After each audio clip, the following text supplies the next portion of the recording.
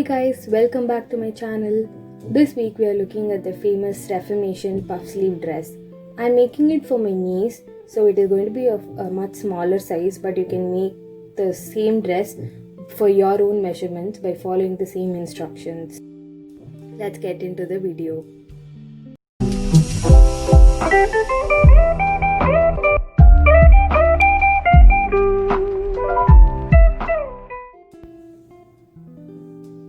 So the first step is to prep the patterns.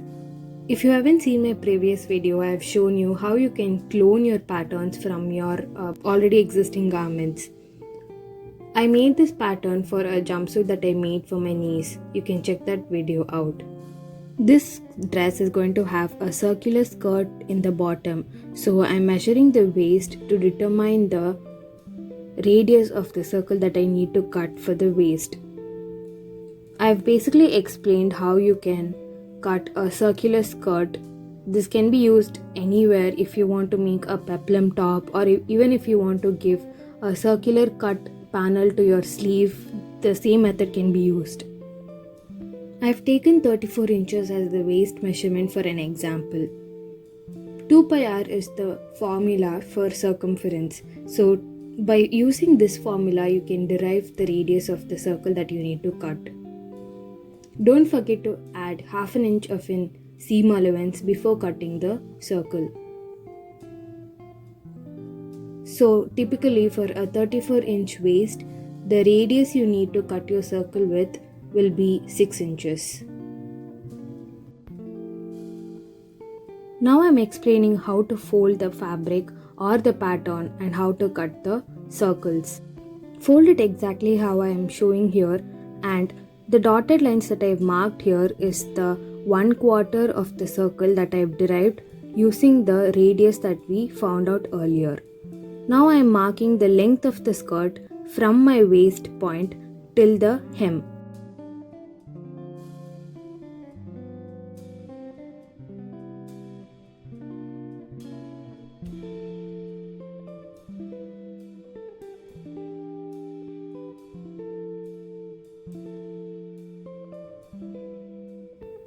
As you can see here, there are two circles.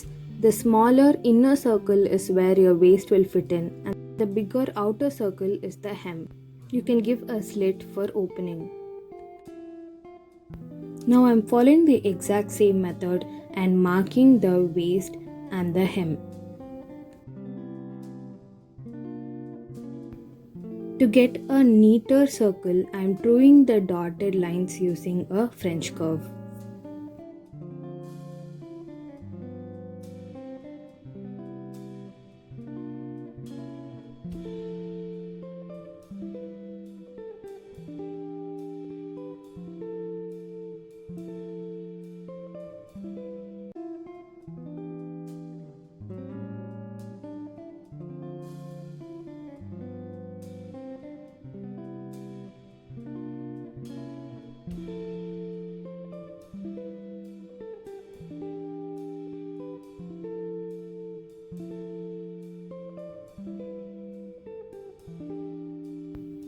The top is going to be an off-shoulder top with the sleeves attached to the side seam only for 4 inches.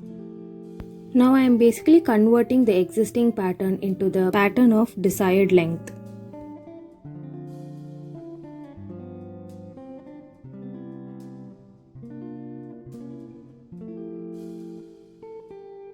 Now I am tracing the pattern onto the fabric, leaving half an inch of seam allowance all around the pattern. This pattern was made with a little bit of an ease for the previous garment that I made, but this dress has to stay as tight as possible. So to reduce the ease, I am going to make 2 tucks in the center front, which will also act as a detailing.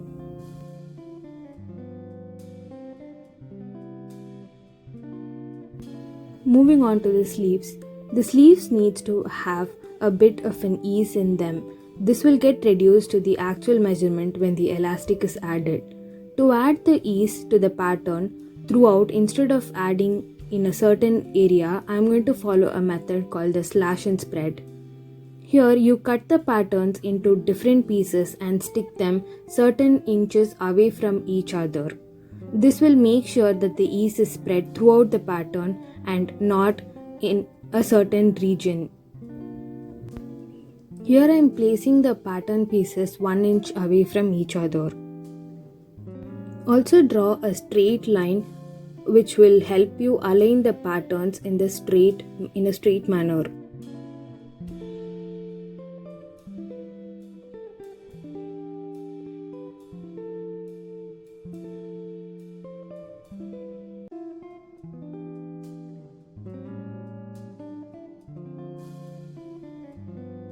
After sticking all the pattern pieces together, make sure to add 1 inch of an ease to the crown region of your sleeve. This will give you more puffier look. The topmost curviest part of your sleeve is the crown part of the sleeve.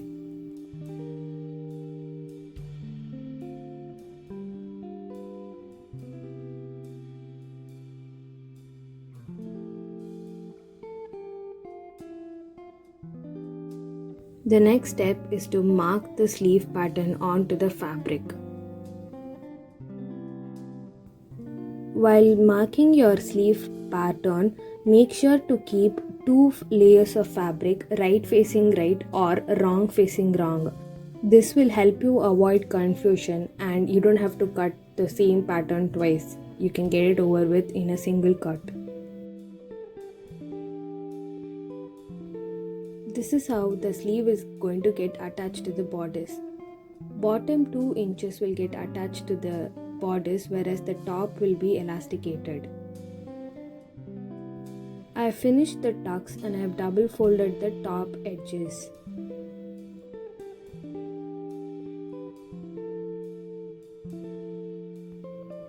The next step is attaching the side seams of the bodice and attaching the circle skirt to the dress.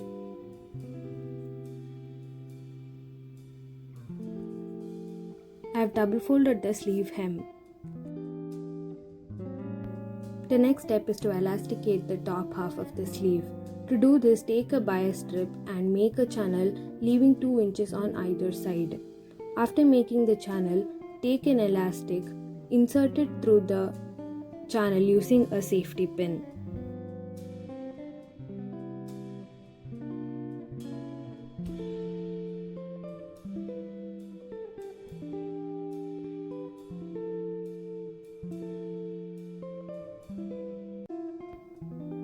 To secure the elastic in its place, stack both the ends of the channel.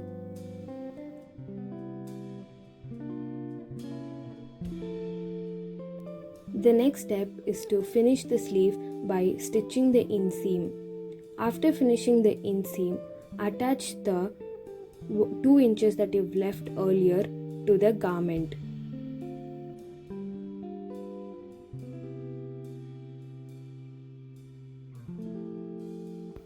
There you have it, the famous Reformation puff sleeve dress.